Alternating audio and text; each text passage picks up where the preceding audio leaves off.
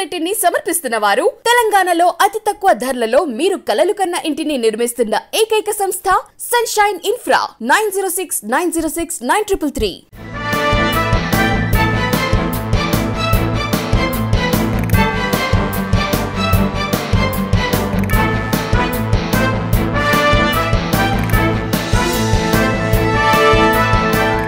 నమస్తే, welcome to V3 news. లక్ష్యం సమాజ్ హితం. నేను స్వాతి. ముందుగా బులెటిన్ హెడ్లైన్స్ చూద్దాం.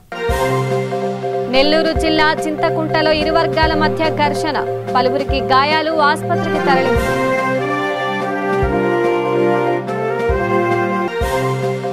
కడప జిల్లాలో పర్యటించిన ఆర్టీసీ చైర్మన్ మల్లికార్జున రెడ్డి, ఆర్టీసీని మరింత బలోపేతం చేస్తామని వెల్లడి.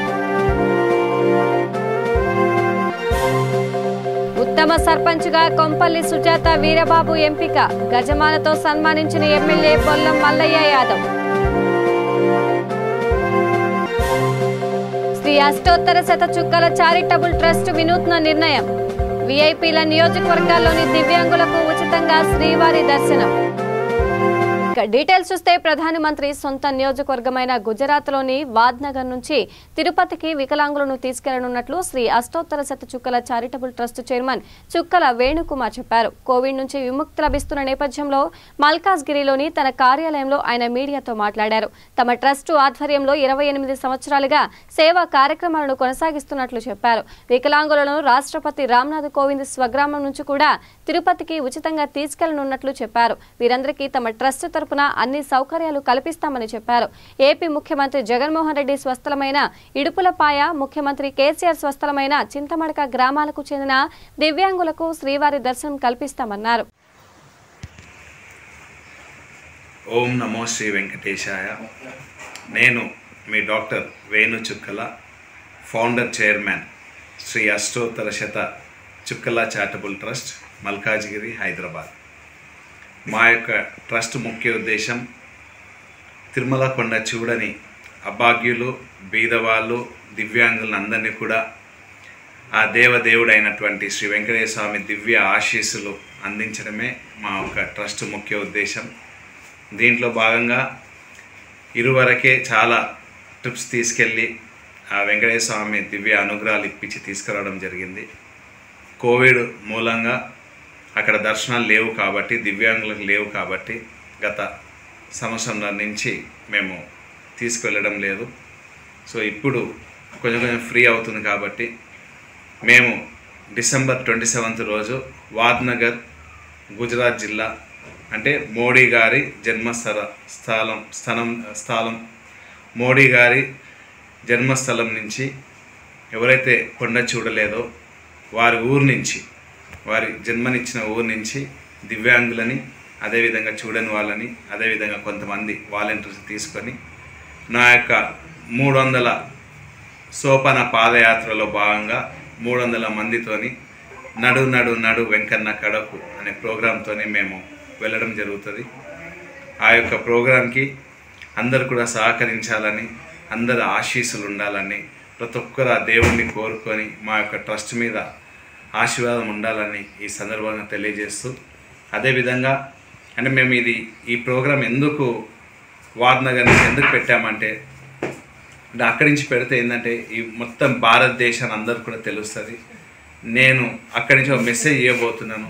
అదేంటంటే ప్రతి రాష్ట్రంలో ఉన్న ప్రతి రాష్ట్ర ముఖ్యమంత్రులు ఈ యొక్క కార్యక్రమాన్ని చాలా క్షుణ్ణంగా ఆలోచించాలి. ఏంటంటే ఎవరైతే కొండ చూడలేని పరిస్థితులు ఉంటారో, ఎవరైతే దివ్యాంగులు ఉంటారో వారందరూ కూడా వారి వారి రాష్ట్రంలో వారి వారి ప్రభుత్వాలు అక్కడున్న పుణ్యక్షేత్రాలైనటువంటి పెద్ద పెద్ద పుణ్యక్షేత్రాలు అయినటువంటి వారికి దివ్యాంగులకి అట్లాంటి దర్శనాలు చేపియాలని మేము అక్కడి నుంచి మెసేజ్ ఇవ్వబోతున్నాము. అదేవిధంగా ప్రతి పౌరుడు వారి వారి గ్రామంలో నుంచి ఒక దివ్యాంగుడిని ఆ దేవుడి దర్శనం చేపియాలి. ఆ దేవుడి దర్శనం చేపిస్తే ఏమవుతుందంటే అక్కడున్న ఆ గుళ్ళో ఉన్న పాజిటివ్ వైబ్రేషన్స్ వారికి పాజిటివ్గా వారికి మంచి జరుగుతుందని ఒక భావనతోనే మేము ఈ యొక్క శ్రీ అష్టోత్తర శత చుక్కల చారిటబుల్ ట్రస్ట్ చైర్మన్ చుక్కల వేణుకుమార్ ఔదార్యం చాటుకున్నారు. తన 46వ జన్మదినం సందర్భంగా మల్కాజ్గిరి ఉప్పర్గూడేలోని వాత్సల్య సింధు అనాథాశ్రమానికి అండగా నిలిచారు.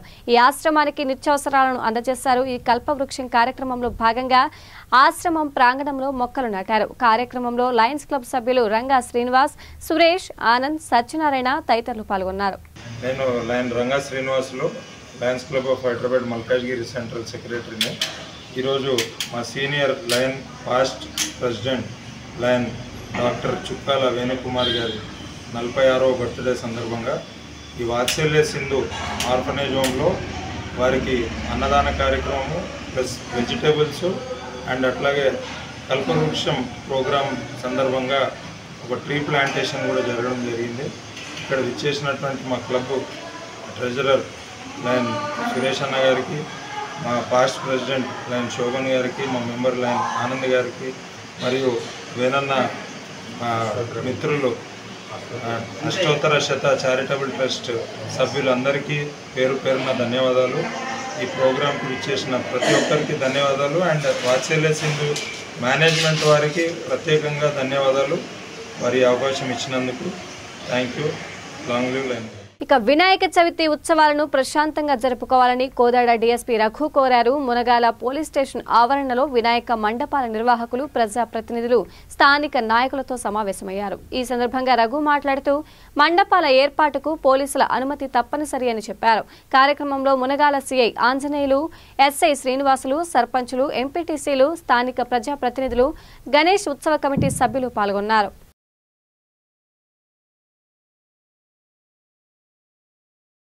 ఇక అభివృద్ధి సంక్షేమమే ప్రభుత్వ లక్ష్యమని ఎమ్మెల్యే బొల్ల మల్లయ్య యాదవ్ చెప్పారు. మునగాల మండలం కలకోవ గ్రామ ఉత్తమ సర్పంచ్ గా కొంపల్లి సుజాత వీరబాబు ఎన్నికైన సందర్భంగా సన్మానించారు. ముఖ్య అతిథిగా కోదాడ శాసనసభ్యులు బొల్ల మల్లయ్య యాదవ్ హాజరై ప్రసంగించారు.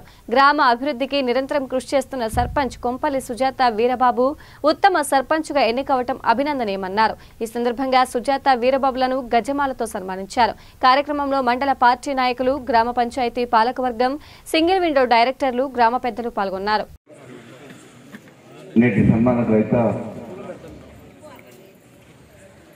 ఉత్తమ గ్రామ పంచాయతీగా ఎంపికైనందుకు ఆ గ్రామానికి ప్రార్థించి నాతో పాటు విచ్చేసిన మండల నాయకత్వానికి, వివిధ గ్రామాల నుంచి వచ్చిన పార్టీ శ్రేణులకి, నాగిరెడ్డి గారికి,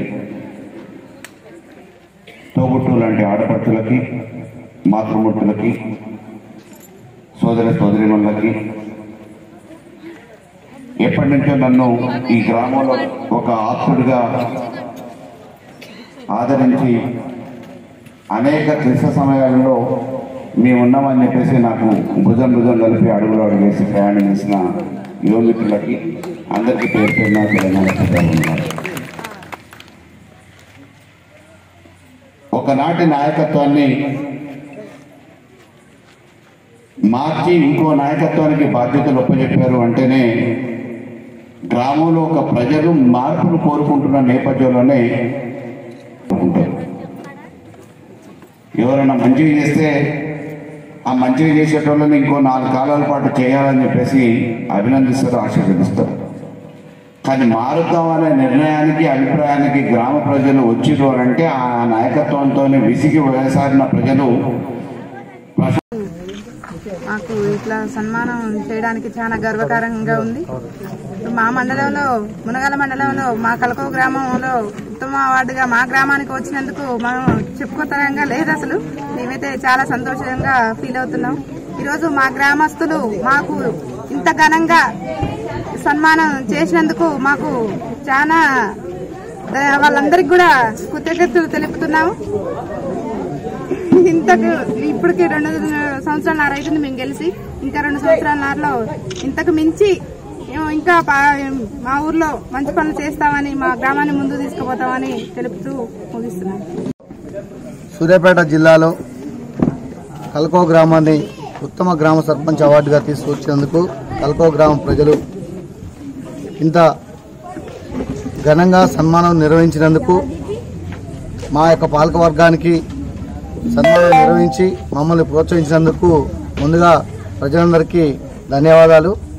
మరి అలాగే ఈ యొక్క కార్యక్రమానికి మల్ల యాదవ్ గారు సన్మానం చేయడానికి వచ్చి మరి గ్రామంని ఇంకా అభివృద్ధి తీసుకుపోతామని తెలియజేయడం జరిగింది. మరి మేము గ్రామాల్లోకి రాజకీయంలోకి రావడానికి కారణం ఈ గ్రామం ఒక ఫ్యాక్షన్ విలేజ్గా రెడ్ మార్కులో ఉన్నదాన్ని చూసి మనసు చలించి ఈ యొక్క మార్కుని మార్చాలి అనే లక్ష్యంతో రాజకీయాల్లోకి రావడం జరిగింది.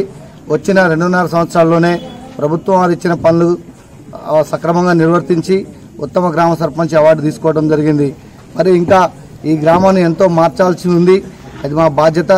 దీన్ని ఇన్స్పిరేషన్గా తీసుకొని జిల్లాలోనే కాదు రాష్ట్రంలోనే ఒక ఉత్తమ గ్రామ పంచాయతీగా తీసుకుపోయే విధంగా మేము ముందుకు పోతామని ఈరోజు మీకు తెలియజేయడం జరుగుతుంది. మరి అలాగే ఈ గ్రామంలో ఉన్నటువంటి ఎన్నో స్వచ్ఛంద కార్యక్రమాల్లో మేము పాల్గొంటూ గ్రామ పంచాయతీకి ఇచ్చినటువంటి పనులను సక్రమంగా నిర్వర్తిస్తూ ఇంకా మున్ముందు కార్యక్రమాలు చాలా ఉన్నాయి చేసే ఈ గ్రామ యువకులందరూ ప్రశాంతంగా ఉండాలి, గ్రామం అంతా ప్రశాంతంగా ఉండాలి, ప్రజలు స్వేచ్ఛాయుతంగా బతకాలని చెప్పని మేము కోరుకోవడం జరుగుతుంది. ఆర్టీసీ చైర్మన్ మల్లికార్జునరెడ్డి కడప జిల్లాలో పర్యటించారు. ఈ సందర్భంగా పలు డిపోలను సందర్శించారు. నగరంలోని ప్రాంతీయ వైద్యశాల, ఆర్ఎం కార్యాలయం, బస్టాండ్లను తనిఖీ చేశారు. పలు సూచనలు ఇచ్చారు. అనంతరం మీడియాతో మాట్లాడుతూ రాష్ట్రంలో కడప ఆర్టీసీని ఆదర్శంగా తీర్చిదిద్దుతామని చెప్పారు. రాష్ట్ర వ్యాప్తంగా కార్గో సేవలను తక్కువ ధరలకు అందిస్తున్నామన్నారు. ఆర్టీసీని మరింత బలోపేతం చేసి ప్రయాణికులకు చక్కని సేవలను అందిస్తామని తెలిపారు. రోడ్డు రవాణా శాఖ చైర్మన్గా 40 రోజుల క్రితము ఛార్జ్ తీసుకోవడం జరిగింది, ప్రమాణ స్వీకారం చేయడం జరిగింది. అందులో భాగంగా మొట్టమొదటిగా మన జిల్లాలో ఇక్కడ ఆర్టీసీ పరిస్థితి గురించి, ఆర్టీసీ స్థితిగతుల గురించి తెలుసుకోవడానికి ఈ యొక్క పర్యటన. కడపలో ఒక ఏరియా హాస్పిటల్ అనేది మే 8వ తారీఖున మన గౌరవ ముఖ్యమంత్రి జగన్మోహన్ రెడ్డి గారు పరిశోధన విధానం ద్వారా దాన్ని ప్రారంభించడం జరిగింది. నేను ఇప్పుడు ఆ ఇన్స్పెక్షన్ చేస్తే ఒక కార్పొరేట్ హాస్పిటల్కు దీటుగా ఆ హాస్పిటల్ అలా ఉంది. ఈ యొక్క ఏరియా హాస్పిటల్ రాయలసీమ, కడప, కర్నూలు, అనంతపురము, చిత్తూరు జిల్లా, వాటితో పాటు రాయలసీమతో పాటు నెల్లూరు జిల్లా ఆర్టీసీ కార్మికులు అందరూ ఇక్కడ ఉచితంగా వైద్య సేవలు అందించేదాని కోసం ఒక ఉద్దేశంతో ఇక్కడ ఏర్పాటు చేయడం జరిగింది. కార్మికుల ఆరోగ్య దృష్టిలో పెట్టుకొని, ఆర్టీసీ కార్మికుల ఆరోగ్యం దృష్టిలో పెట్టుకొని ఇంత పెద్ద హాస్పిటల్ ఇక్కడ పెట్టడం జరిగింది. అలాగే ఇక్కడ ఆర్ఎం ఆఫీసు పక్కన ఇప్పుడు 1963లో ఈ ఆర్టీసీకి ఈ స్థలం తీసుకోవడం జరిగింది. ఇప్పటికీ పరిస్థితులు మారిపోయాయి కాబట్టి ఈ యొక్క బస్టాండ్ కానీ, ఈ యొక్క వర్క్షాప్, గ్యారేజ్ కానీ, ఆర్ఎం ఆఫీస్ కానీ ఇదంతా డౌన్ కావడము, అక్కడ హైట్ కావడంతో ఈ వాటర్ వచ్చినప్పుడు మొత్తం ఏదో వర్షం వచ్చినప్పుడు ఈ వాటర్తో పూర్తిగా నింపిపోయి ఇక్కడ చాలా ఇబ్బందికరంగా పరిస్థితి ఉంది. ఈ గ్యారేజ్ని హైట్ లేపాలి, అక్కడ కూడా హైట్ లేపాలి. దానికి మన ఇంజనీర్లు అందరికీ కూడా చెప్పారు, ఒక ప్రణాళిక తయారు చేసి, ఒక ప్లానింగ్ చేసి, ఒక ఎస్టిమేట్ వేసి ఇవ్వండి చేసి బస్టాండ్ ఇవి కూడా ఒక బస్టాండ్గా రాష్ట్రంలోనే ఒక మంచి బస్టాండ్గా దీని రూపురేఖలు మార్చాలని ఒక ఉద్దేశంతోనే మేము ప్రతిదీ కూడా పరిశీలించడం జరుగుతుంది. తప్పకుండా జగన్మోహన్ రెడ్డి గారి సహకారంతో ఈ యొక్క బస్టాండ్ వచ్చే విధంగా ఒక ప్రణాళికలు తయారు చేస్తున్నాం అన్నమాట. మేము ఇప్పుడు అందులో భాగంగానే ఇక్కడ కూడా ఒక పెద్ద మాల్ పెట్టాలనే ఒక ఆలోచన ఉంది. వాటిని కూడా తప్పకుండా త్వరలో నెరవేర్చి సీఎం గారి చేతుల మీద కానీ దీన్ని కూడా ఓపెన్ చేయడం జరుగుతుంది. రెండోది, పెట్రోల్ బంకులు కూడా మా ఆర్టీసీ దాంట్లో పెట్రోల్ బంకులు కూడా గవర్నమెంట్ మా ఆర్టీసీ మెయింటైన్ చేస్తుంది అనమాట. పెట్రోల్ బంకులు కూడా వీటి మెయింటైన్ చేయాలనే ఆలోచన కూడా మాకు ఒకటి ఉంది. అందులో భాగంగానే మేము ఇప్పటికే ఒక 20 పెట్రోల్ బంకు రాష్ట్ర వ్యాప్తంగా మేము చేయడం జరిగింది. 11 బంకులకు ఎన్ఓసి కూడా వచ్చింది. 25 ఏకర్స్ అక్కడ. గతంలో అక్కడ 1100 మంది 1200 మంది పనిచేసేవాళ్ళు. ఈరోజు 150-200 మందికి వచ్చారనమాట. ఎందుకంటే అంతా అవుట్సోర్సింగ్ విధానంలో ఎక్కడికైనా ఏదైనా కూడా అవుట్సోర్సింగ్ పోవడం వల్ల ఇట్లా తగ్గడం జరిగింది. నెల్లూరు జిల్లాలోని వెంకటగిరి రూరల్ మండలం చింతగుంట గ్రామంలో ఇరు వర్గాల మధ్య ఘర్షణ చోటు చేసుకుంది. ఈ ఘర్షణలో పలువురికి గాయాలయ్యాయి. వినాయక నిమజ్జన సమయంలో యువకుల మధ్య చెలరేగిన వివాదమే ఇందుకు దారితీసింది. క్షతగాత్రులను ఆసుపత్రికి తరలించారు. ఈ విషయం తెలుసుకున్న పోలీసులు ఘటనా స్థలానికి చేరుకున్నారు. కేసు నమోదు చేసి విచారణ జరుపుతున్నారు. దాడి చేసిన ఘటనలో క్రాంతికుమార్, శాంతికుమార్ అనే 2 వ్యక్తులకు గాయాలయ్యాయి. దీంతో వారిని ఆసుపత్రికి తరలించారు. నిన్న సాయంకాలం వినాయకుడి గుడి దగ్గర ఏదో చిన్న పిల్లకాయలు ఏదో వాగ్వాదం చేసుకున్నారని చెప్పేసి ఒకరొకరు నెట్టుకున్నారో లేదంటే ఒకరొకరు తిట్టుకున్నారో చేసుకున్నారంట. ఆ విషయం అనేది అందరూ ఉండి వాళ్ళకి సర్దుబాటు చేసేసి ఏదైనా తప్పైనట్టు కూడా క్షమాపణలు కూడా చెప్పించి మేము వాడి నుంచి సర్దుబాటు చేసుకుని వచ్చేసాము. ఉదయాన్నే 7:30 ప్రాంతంలో నిద్రపోతా ఉంటే ఇంట్లో మా అమ్మ కానీ మా నాయన కానీ నేను కానీ మా తమ్ముడు కానీ ఎవరూ లేము. మేమందరం టౌన్లో ఉన్నాము. మా తమ్ముడు ఒకడున్నాడు, లాస్ట్ అబ్బాయి జాగ్రత్త పవన్ కుమార్ అనే అబ్బాయి. వాడు నిద్రపోతా ఉంటే మెయిన్ గేట్ని ధ్వంసం చేసి ఇంట్లోకి వచ్చి తలుపులు తీసి వాళ్ళు లాగి కొట్టి గందరగోళం చేశారు. ఈ లోపల మా అమ్మ వాళ్ళు పోతే ఆవిని కొట్టారు. మా తమ్ముడు ఏం జరుగుతుందని చెప్పి ఊర్లో పిల్లకాయలు ఫోన్ చేసి ఈ విధంగా ఇంటి మీద బట్టి దాడి చేస్తున్నారు, పలానోళ్ళు కందాల మునిశాఖ, కందాల మునసామయ్య, కందాల కిష్టయ్య, కందాల మురళి, వాళ్ళ ఫ్యామిలీస్ మొత్తం 3 ఫ్యామిలీలో ఇంచుమించు వాళ్ళు ఒక 10 మంది 7 మంది 8 మంది దాకా జనాభా ఉంటారు. రాడ్లు, కర్రలు, రాయిలు, వాళ్ళ చేతుల్లో ఏదైతే ఫ్యాన్ రాడ్లు, ఇనప వస్తువులు అన్నిటితో మమ్మల్ని దాడి చేసి ఎంత రుస్తులు రా మీరు, ఎంత గొడవలు రా అని చెప్పి మా మీద పాత గొడవలు ఆల్రెడీ ఉన్నాయి. ఊర్లో ఈ మధ్య కొన్ని పార్టీల తరఫున కూడా కొంతమంది వేరే వ్యక్తి కూడా డాగల కారింపుడు కోటేశ్వరరావు ఆధ్వర్యంలోనే జరుగుతుందని నేనైతే అనుకుంటున్నాను. అతను ఉండేసి వెనకలు చేయించుండొచ్చు, ముందుకైతే రాలేదు. అన్నీ జరిగిన తర్వాత ఈ లోపల ఒకరొకరు సర్దుకొని పోతూ ఉండే టైంలో వాళ్ళు వచ్చేసి మమ్మల్ని అందరినీ పట్టుకొని కందాల శాఖరిని అతను రాడ్డుతో వాళ్ళు ఇనుప వస్తువులు మమ్మల్ని దాడి చేసి ఈరోజు ఏ కాడికి మమ్మల్ని చంపేస్తాము అని చెప్పేసి మమ్మల్ని బెదిరించి మమ్మల్ని భయభ్రాంతులు చేశారు. మా తమ్ముడి దయ వల్ల నేను ఏదో ప్రాణాలతో ఉన్నా ఈరోజు. ఆ విధంగా జరిగింది sir. Vanasthalipuram SKN Kalakshetram dance and music school ఆధ్వర్యంలో గణపతి నవరాత్రులు ఘనంగా జరిగాయి. ఈ సందర్భంగా విద్యార్థులతో నిర్వహించిన సంగీత విభావరి కన్నుల పండుగగా సాగింది. మాజీ corporator Mudduguni Lakshmi Prasanna, Vanasthalipuram CI Satyanarayana, DI Jagannatham, Spoorthi Seva Samiti అధ్యక్షుడు కొలిశెట్టి సంజయ్ కుమార్, బీజేపీ సీనియర్ నేత వనిపల్లి శ్రీనివాసరెడ్డి, విద్యార్థులతో పాటు సంస్థ director doctor NC Krishnakumari, chairman doctor Venkata Guruvulu, doctor మనోజ్ఞ జ్యోతిర్మేళను ప్రశంసించారు. ఈ సందర్భంగా వక్తలు మాట్లాడుతూ విద్యార్థులకు సాంస్కృతిక కళలు ఎంతో ముఖ్యమని చెప్పారు. వాటి ద్వారా ఎంతో ఉన్నతమైన వ్యక్తిత్వం వస్తుందని పేర్కొన్నారు.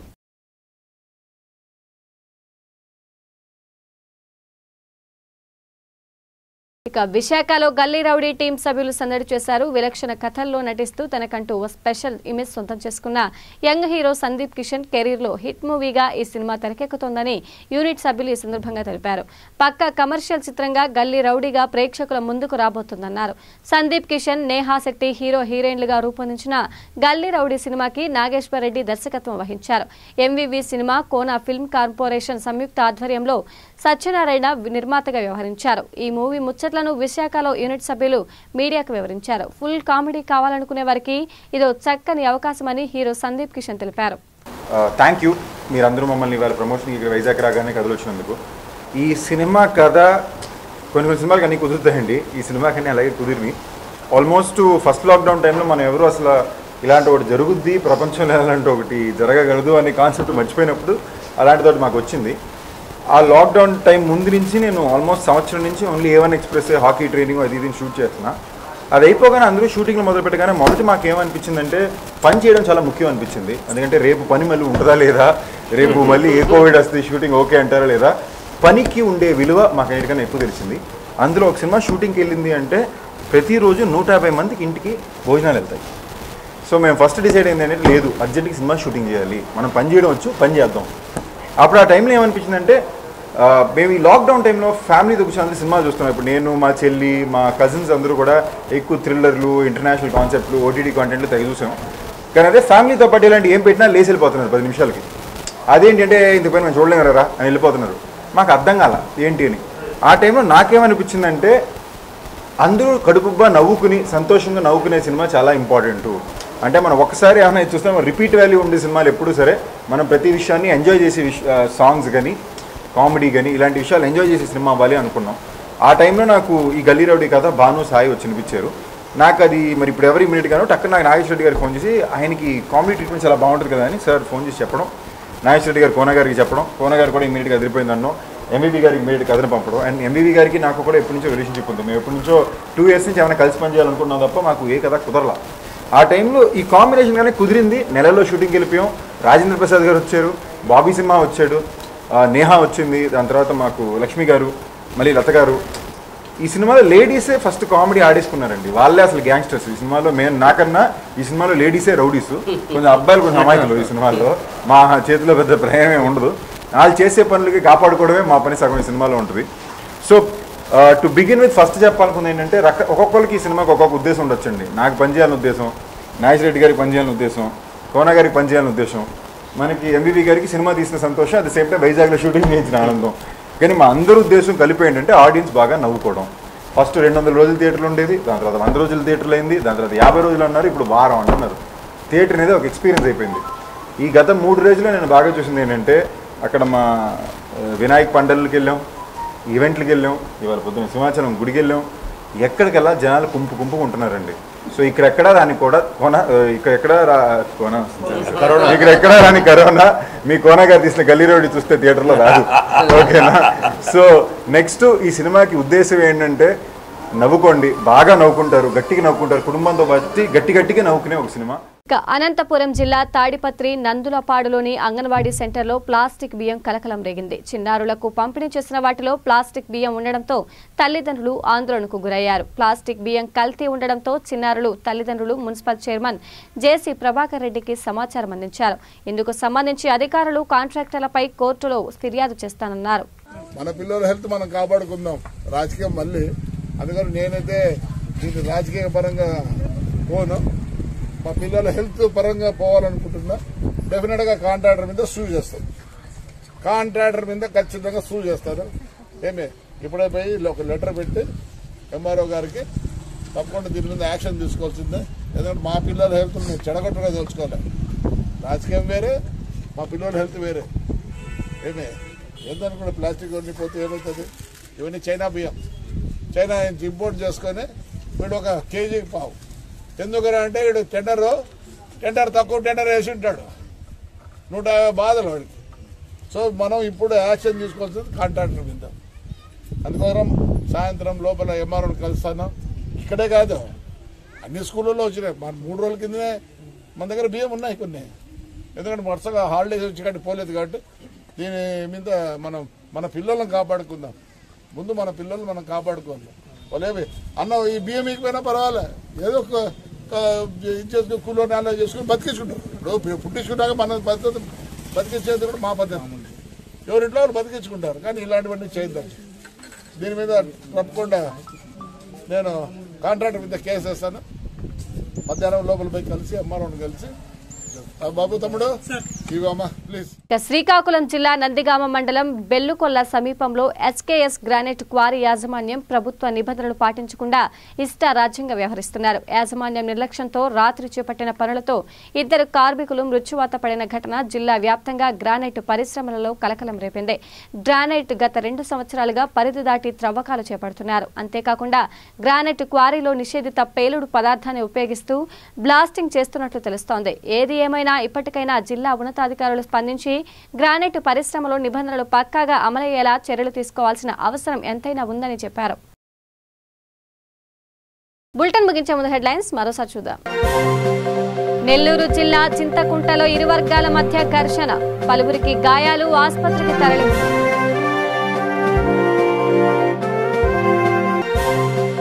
కడప జిల్లాలో పర్యటించిన ఆర్టీసీ చైర్మన్ మల్లికార్జున రెడ్డి, ఆర్టీసీని మరింత బలోపేతం చేస్తామని వెల్లడి. ఉత్తమ సర్పంచ్గా కొంపల్లి సుజాత వీరబాబు ఎంపిక, గజమాలతో సన్మానించిన ఎమ్మెల్యే బొల్లం మల్లయ్య యాదవ్.